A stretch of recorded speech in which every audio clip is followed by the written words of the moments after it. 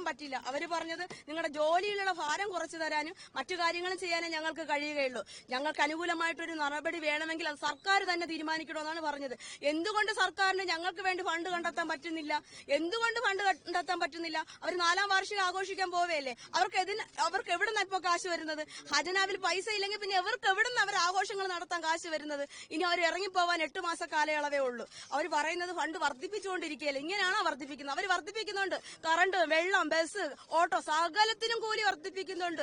ശ്വസിക്കുന്ന വായുവിന് മാത്രമേ ഇനി ടാക്സ് ഏർപ്പെടുത്താനുള്ളൂ. ബാക്കി സകലത്തിനും അവർ ടാക്സ് ഏർപ്പെടുത്തി അല്ലേ? നമ്മൾ ജീവിക്കുന്നത് ഉത്തർപ്രദേശിലല്ല, മധ്യപ്രദേശിലല്ല. ഏറ്റവും കൂടുതൽ ജീവിത സാഹചര്യങ്ങളും വില കൂടിയ നമ്മുടെ കൊച്ചു കേരളത്തിലാണ്. ഇവിടെ എന്തിനാണ് വില കുറവുള്ളത്? മനുഷ്യന് മാത്രം, അതായത് അധ്വാനിക്കുന്നവന് ഇവിടെ വിലയില്ല.